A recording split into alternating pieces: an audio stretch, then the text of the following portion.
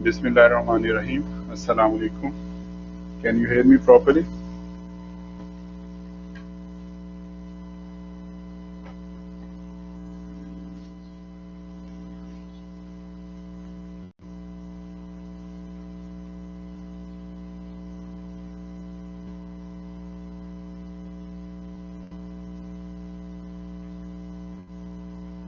And the slides are visible?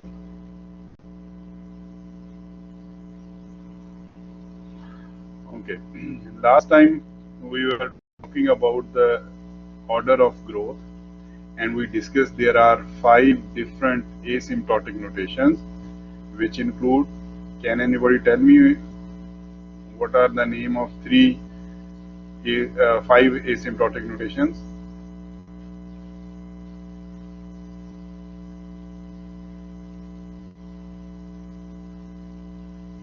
Anyone?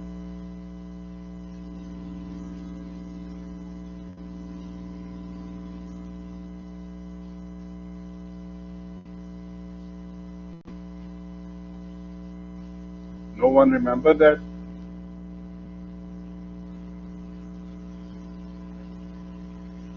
There are different asymptotic notation which we use to describe the running time of any algorithm. These notations are theta, big O, omega, little o, and little omega. Among these 5, which are 3 are tight bounds?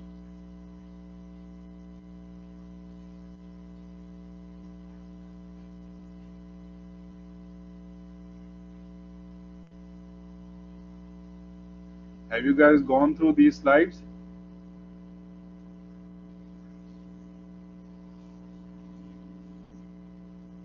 I think everyone is sleeping today.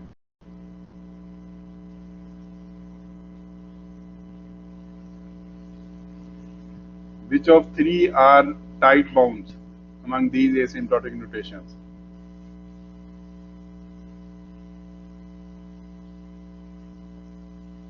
Big O, omega, and theta. These are 3 which are tight bounds, and little o and little omega are not the tight bound.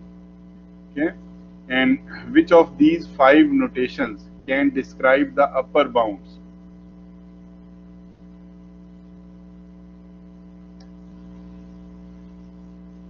Big O can define upper bound. Any other notation which can describe the upper bound?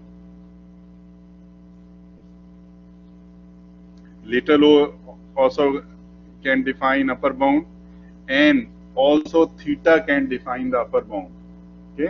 Okay, although it is describing both, but someone asks you with which notation you can define the upper bound, you can say that theta, big O, and little o, these are the notations which can describe upper bound. Okay, and the difference between these notations are, big O can define only upper bound and the function can equate with the limit, whereas little o can define only upper bound, but it will never become equal to the limit, and theta can define upper bound as well as lower bound. Is that clear? And then we have discussed some example, and we see how we can associate any of these asymptotic notation to the polynomial function which we have derived after analyzing the algorithm. As we have already discussed this fact that whenever you are analyzing an algorithm, you will always end up with some kind of polynomial function.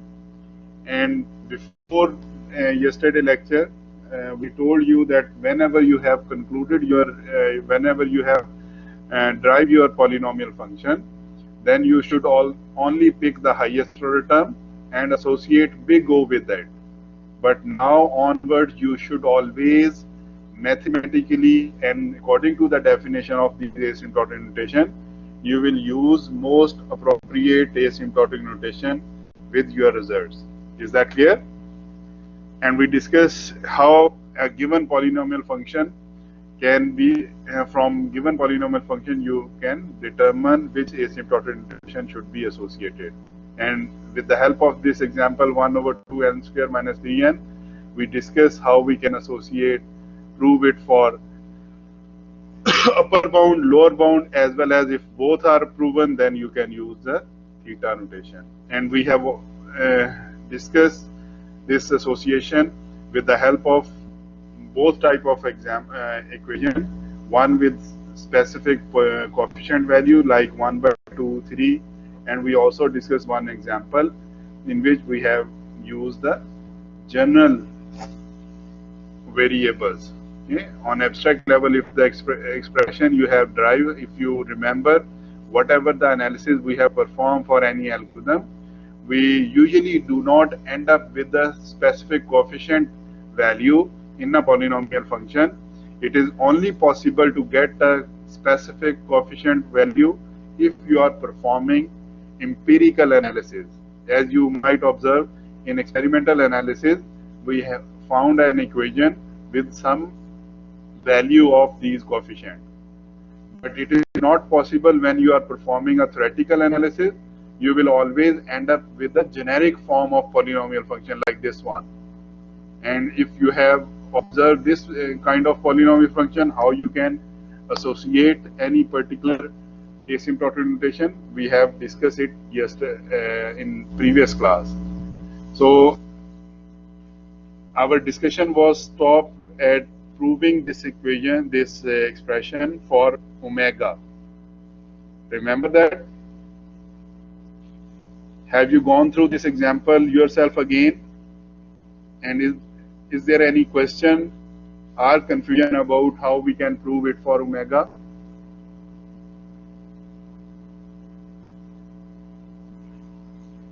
Any question?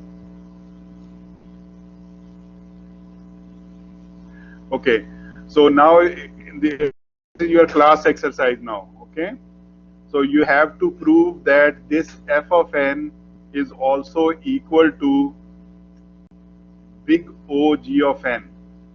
Can you prove it?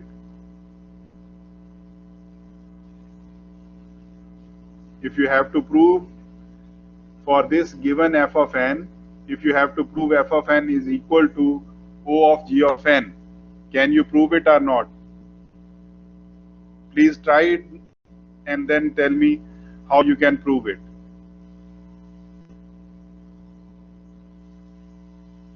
You have 5 minutes. Try to solve, prove this f of n equal to O of g of n.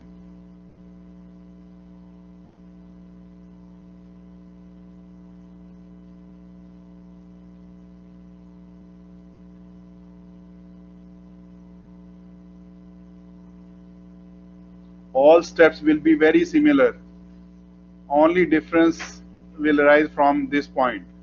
According to the definition, if you want to prove big O g of n, what is the definition? That the function must remain less than equal to d of g of n. Is it clear? And rather than using greater than equal, you have to use less than equal sign. No big difference. And similarly, here you will have a symbol less than equal to d. So now you have to determine what value, for which value of d this relation will hold for all possible n. Can you determine that value of d? If the expression is a plus b over n plus c over n raised power 2 is less than equal to d. Find the value of d. This is your class exercise. You have to give the answer now.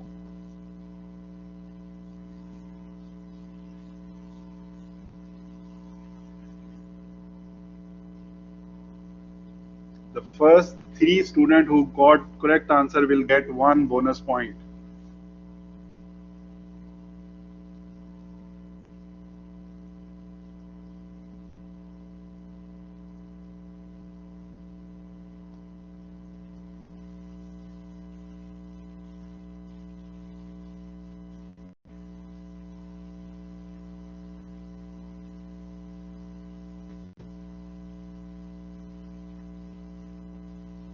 D must be greater than equal to 1, A. This is your final answer. Ahmed, or you want to think further?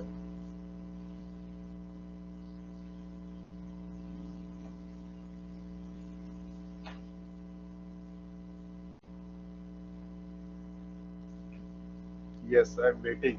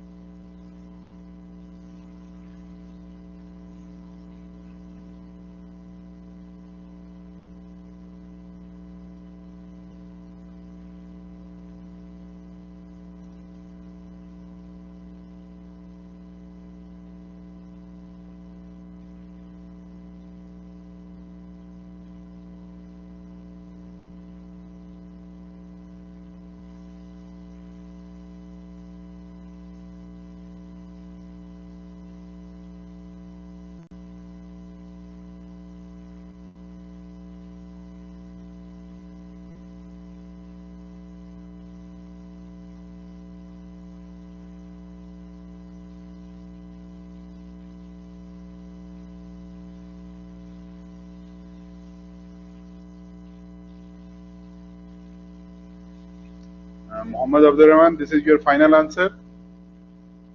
Or you want to think further?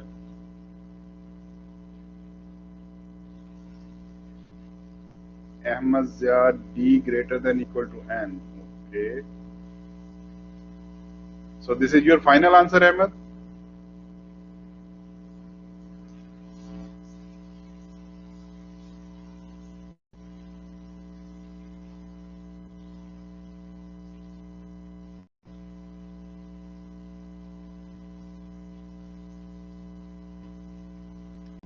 Muhammad Abdul Rahman, it's either that we cannot prove it. Oh, we cannot prove it. Okay. Please give me your final answer. Okay, Ahmed, now you whatever the answer you now give, that will be considered as the final answer. Okay, you have tried many answers. This is final for Abdul Rahman. Okay.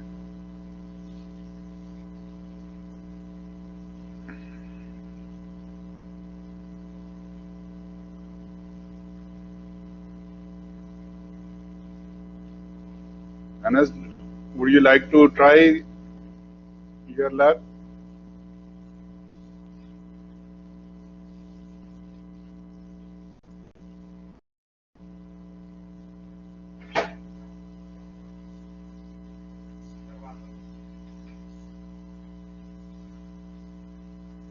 Ahmed Ziad's final answer is we cannot prove it. Okay.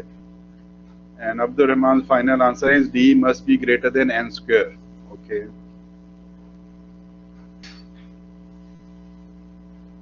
What about Sultan and Abdul Rahman, Ali, Ahmad Khalid, and Anas Khalid, and Marwan? You guys have 100% attendance, but you are not participating.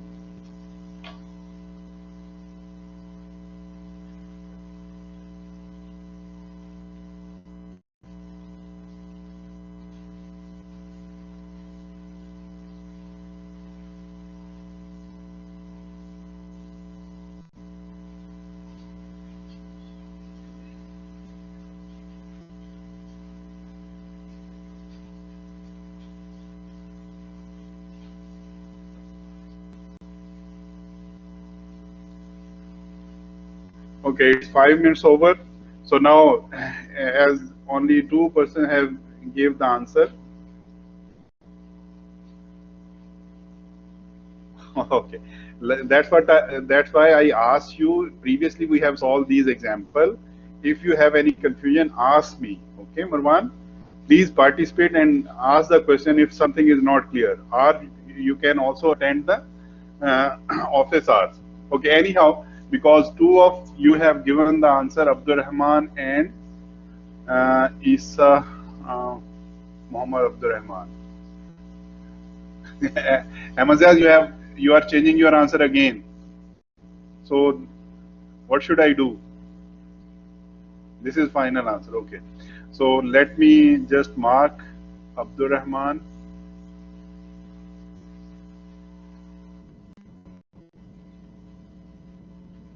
and Ahmad Ziad.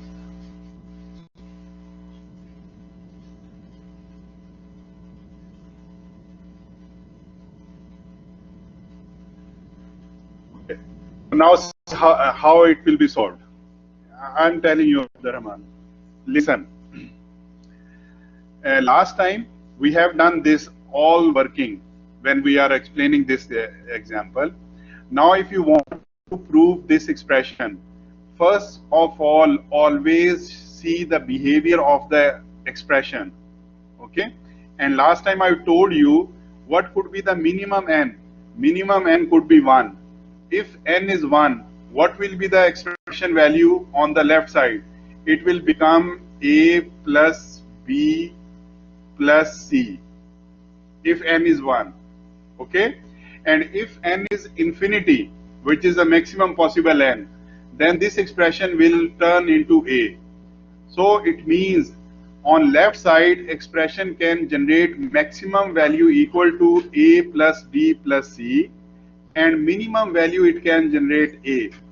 So if I want to make this expression always true for any possible n, it means my d should be greater than a plus b plus c, isn't it? So it's very simple that your answer should be d must be greater than a plus b plus c. That is the answer. You got this idea? So this is the simple thing. So always whenever you are proving something, there is no fixed rule. You have to observe the behavior of the expression, and then according to the behavior you can choose any value, but that must be justifiable, as we have done for this expression, for the previous expression 1 by 2n square plus 3n and so on. Is that clear? So because you have attempted it, so I am giving you one bonus point. Okay, Ahmed and Abdur Rahman. Let's see if you can get more during my semester. I will randomly ask the question. If you get correct answer, then you will get the bonus points. Okay. Is that clear? So similarly, there are many other examples given here. And if you go through these slides, you will observe that some exercises are given. Okay. Like this one for theta. Similarly, some unsolved examples are given. Okay. And similarly, some examples are given for every expression, theta, omega, little o, little omega, everyone. Every question is given with the solution. Is that clear? So you have to go through these all examples. If I can show you, after this MCQs, there are some example for asymptotic notation. These are example for theta. So solutions are also given with them. Question, and you have the solution also with all description. Why we are picking this one, why we are not picking this one. So these all examples are solved. So now your task is go through these all example with solution that is explained here, and this is your task now. You have to practice it. Okay. And if you could not understand any question, if you could not prove anything, you can ask me. But you have to do yourself. Okay. I have explained everything. Some examples are solved, some examples are unsolved. So you can go through these examples. If you could not attempt it properly or something is confusing for you, you can ask me in coming lectures. Is it clear?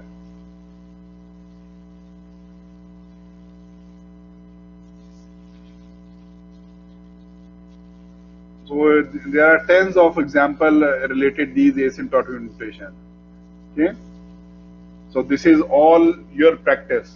If you are practicing good, then you can get, you can understand it properly, and you can use it anywhere where it is required. Okay. Now, one more thing which is related to this first portion of analysis related to iterative algorithm. Although this topic is not formally included in your course, and that's why none of the question will be given in your quiz, your assignments, or your exam. But for me, this is very important topic for sake of completion of the topic. So it is always better to have this information with you when you are studying algorithm analysis. Okay, and that is related to algorithm correctness. Algorithm correctness means by looking at the algorithm. If you see, for example, if we are talking about a sorting algorithm, it is never possible to analyze that algorithm and verify the correctness of algorithm by putting each and every value to that algorithm. For example, if I say that insertion sort, whatever the algorithm is given, the insertion sort algorithm is correct, how you can verify it, whether it is correct or not? One brute force approach is that you will generate all possible combination of values. For example, if you want to verify that algorithm for array of 10 length, you will generate all possible data set which is consist of 10 values and run that algorithm and verify whether this algorithm is working for each and every value. If it is working for each and every value, then you can confirm that this algorithm is correct. Obviously, this brute force technique is not possible to verify the correctness of an algorithm. Is that possible for you? For example, if I ask you to verify the correctness of selection algorithm, how you will verify it? You have to store some data and execute it, whether you are you are running it on paper or you are implementing the algorithm and running it programmatically. You have to give all possible combination. And how many possible combinations you have for 10 values? There are infinite combination of data set with which you have to verify for the correctness of algorithm. Obviously, it is not possible. You understand this problem? So, if you want to verify any iterative algorithm, that whether this algorithm is correct or not, there is a concept of loop invariant, because the most complex thing in iterative statement is only the loop. If the loop is properly, correctly implemented and you have verified the execution of the loop itself, rest of the statement which are executing only once, that is very easy to verify manually. Is that clear? So for whether the algorithm is correct or not, we will check the loop which is implemented in that algorithm, whether that loop is implemented correctly or not. It means whether the loop is doing all that work which is designated for solving the problem or not. Is that clear? And it is called loop invariant. So loop invariant, what is the loop invariant? Loop invariant is used to check the correctness of algorithm, and this loop invariant is the condition or set of conditions which must hold before starting the loop execution, during execution of the loop, and after the execution of any loop. Is that clear? So loop invariant is a condition or set of condition which must be verified before start of the, when you have initialized the loop, then you should verify it, and that condition must hold. And the second thing is, during execution, randomly you will pick some iteration and see whether it is working fine or not. And when the loop is terminated, then you will verify whether the condition still hold or not. Is it clear? And that condition or set of condition is actually referred as a loop invariant. Any confusion about the loop invariant? Okay. Now, how you will write these conditions? There are two ways. Either you will write these conditions descriptive way, for example, in simple natural language, or you can use even mathematical expression. I will give you very small example for both of the type, and leave this topic for your own interest. If you want to explore it further, you can explore it. As I have mentioned, this is just an additional thing which I'm including with your course. None of the question will be asked related to this topic, okay? But it is very important, as a student of algorithm analysis, you must able to verify the correctness of an algorithm if it is written iteratively. And second important thing, this loop invariant technique to verify the correctness is only applicable to iterative algorithm because it is related to loops, not the recursive call. So this technique is only valid for iterative algorithms. So now I'm taking the same example which we have used for the analysis, insertion sort, and we will try to write the loop invariant, the condition or set of conditions on which I can verify the behavior, and then we will try to prove it according to the given algorithm. So whenever you are writing a loop invariant, you must have a clear understanding of the working of the algorithm, and more precisely, the working of the loop should be very clear to you. Here, the main loop is this for loop. It means after every iteration, what you actually expect. If you remember, we have executed this loop in this algorithm on this set of data, and if you observe the behavior of every iteration, what actually we are doing in every iteration, that we are picking first value, and then we are comparing it with the rest of one. And after completing the iteration, what is the situation? That the first two values, it means starting from the first index and till the index which we have picked, till that point, all values must be in sorted order. And same behavior we have observed in every iteration. For example, if the iteration is picking the index 4, after completing this iteration, you have an observation that the first three values from 1 to 3, that was in an arranged form. And similarly, for next iteration, you can observe that the values from 1 to 4, they are in a arranged form, and so on. So it means the behavior of this loop is that after every iteration of loop, the data which is starting from 1 till this loop, this j, this index, the data is always in arranged form. Is that clear? This point is clear or not? So looking at this behavior of the loop, we can define a loop invariant, and it is defined in a descriptive way.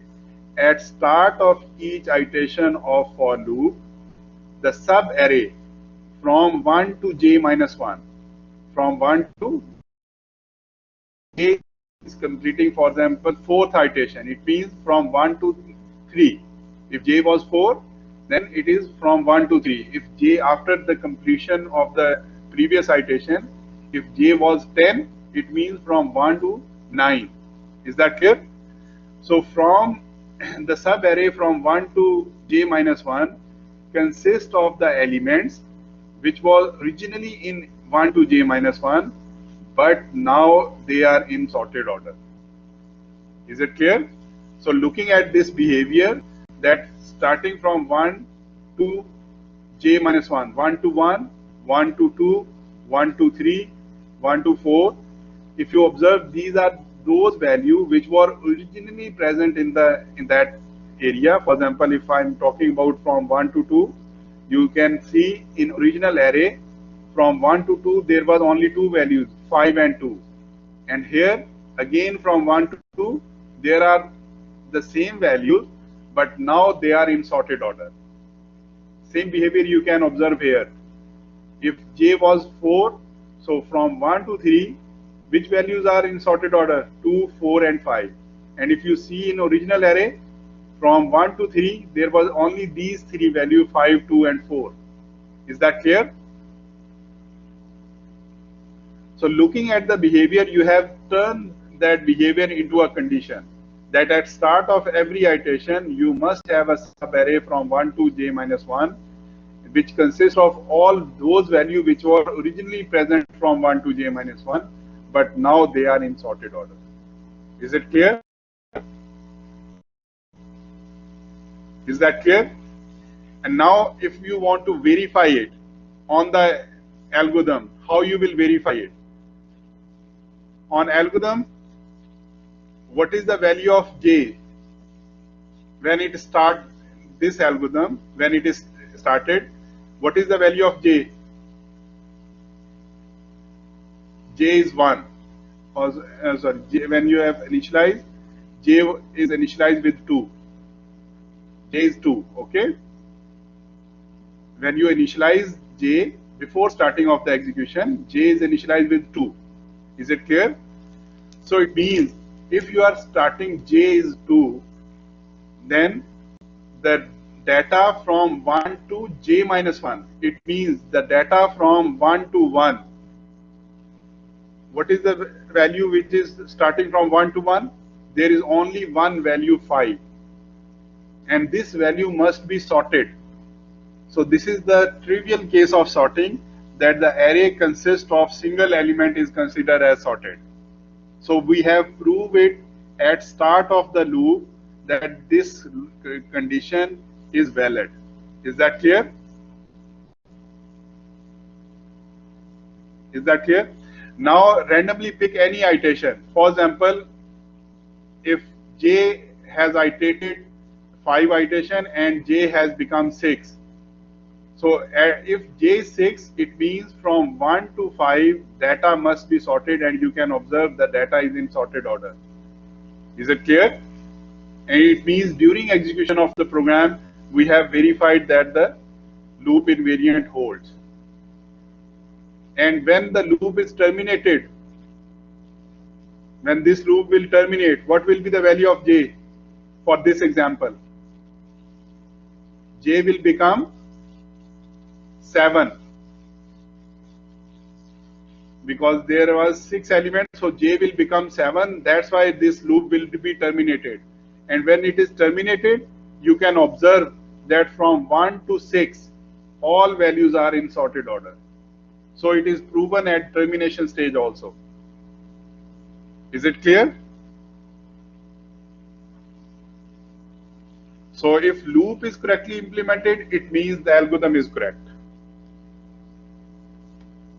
This is called loop invariant, and this is a method to verify the correctness of an algorithm. Similarly, another example is of quicksort. Do you remember the quicksort? So what was the general behavior of quicksort? That whenever you are iterating, whenever you are applying the quicksort, whenever you are applying a quicksort, what happens? That the array can be splitted into 4 partitions. 1, the value which are smaller than the pivot element. 1, the value which is greater than the pivot element. Third, the partition which is not processed yet. And the last is the partition which consists of the pivot element. Okay, so on the basis of that behavior, we can apply the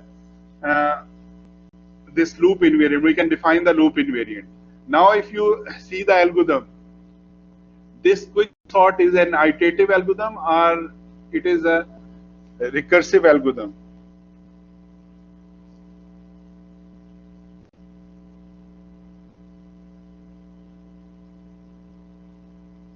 This quicksort is recursive algorithm or the iterative algorithm? It is recursive. So can we define a loop invariant for this algorithm, quicksort? No, we cannot define a loop invariant for quicksort, but the partitioning algorithm in the quicksort, this algorithm is iterative or recursive?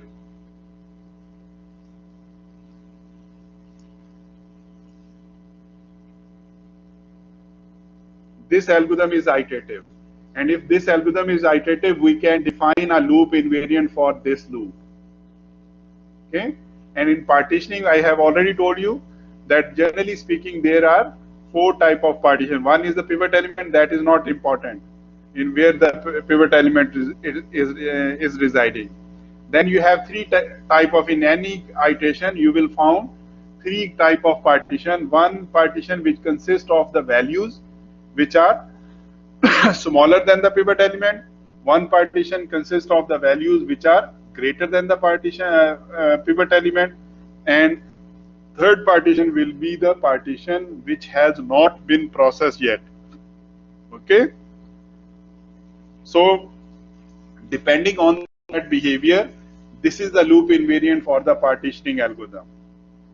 If the index which you have picked is between P and I, it means the value exists in that partition must be less than equal to pivot element.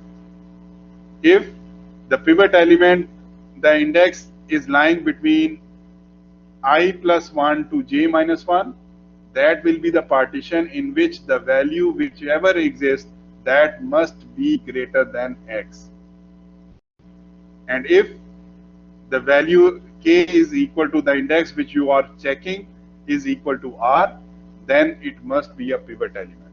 So this set of equation which we have defined mathematically, this is called the loop invariant for partitioning process. And this is one example of this partitioning process. At initial stage, when you are just initializing the variables, so P is initialized with starting index, J is initialized with starting index, and I is starting with the P minus 1. So you can go through that algorithm yourself, and this is the initial stage. So if I am picking any index, for example, if I am picking an index from here, this is 1, 2, 3, and this index is 4. So according to the condition, this is our k. So k is greater than to p. Yes, k is greater than equal to p. K is less than equal to I. I is less than p. So this 4 can never be less than I. So this condition cannot be applicable. Similarly, if I check this one, for 4 is greater than I plus 1. That is the first index, 1. So 4 is greater than 1. But 4 is less than j minus 1. J is 1. So 1 minus 1 is 0. So 4 is not less than 0. So this condition is also not applicable. And the k which you have picked, 4, is equal to r. Again, this condition is not true, so this condition is also not applicable. What does it mean? It means these conditions are violated. You understand this point? You have studied the proof by contradiction. So it means this situation is not contradicting any condition. That's why at initial position this loop invariant holds. Okay? And during iteration, for example, if I pick this one, and if I pick this index as our k, so the k is greater than equal to p. Yes, k is greater than equal to p. K is less than equal to I. Yes, k is less than equal to I. So whatever the value present at a of k, which value is present at this index? That is 1. 1 must be less than x. What is x? X is x 4. So 1 is less than 4. Condition is true. So during execution, this loop invariant is valid. Similarly, if I pick this index, at this index k, we have 7. So you can see the second condition is applicable.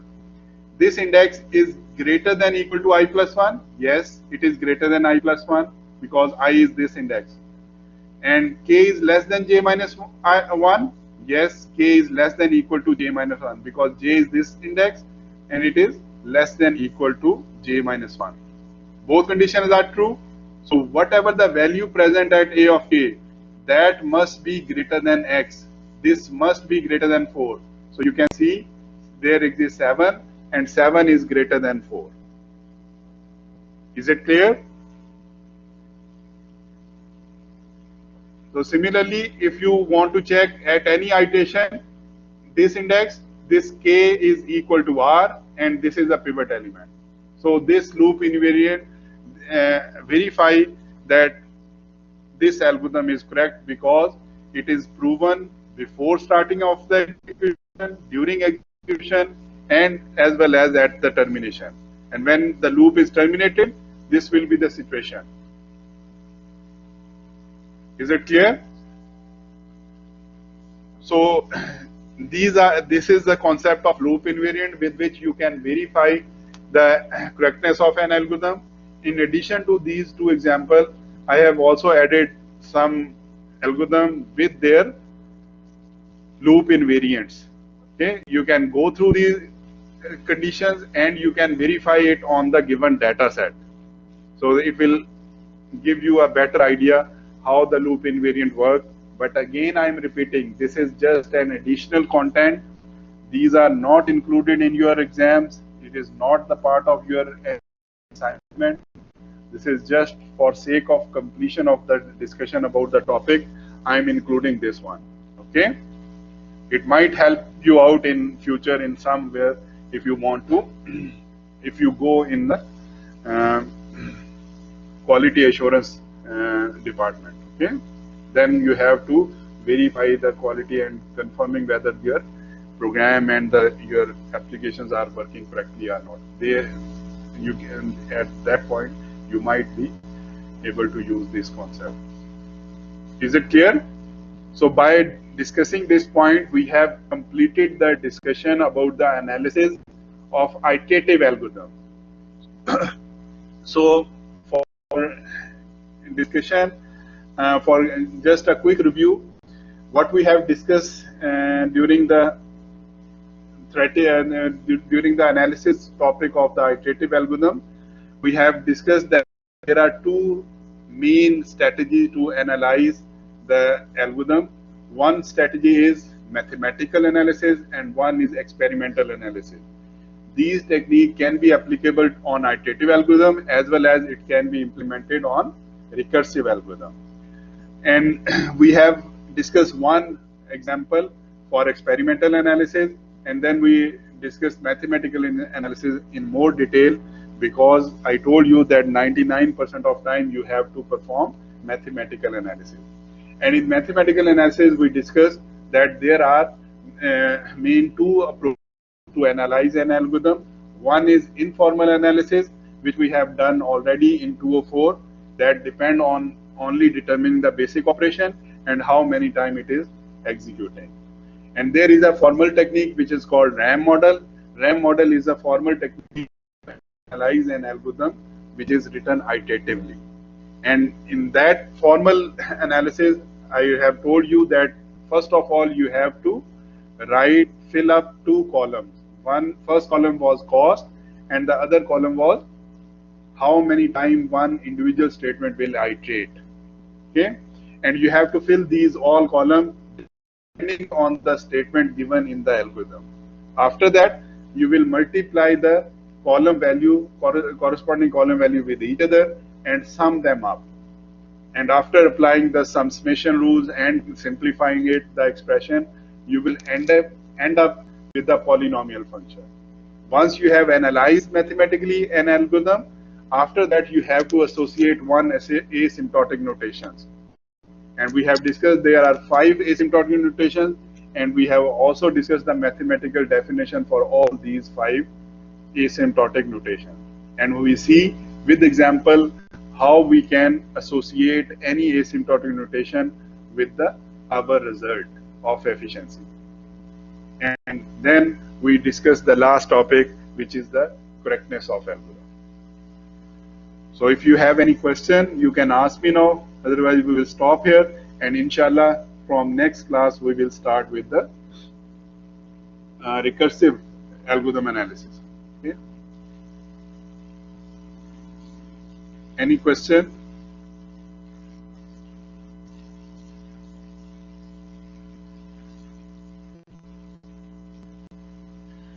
So now I will mark your attendance.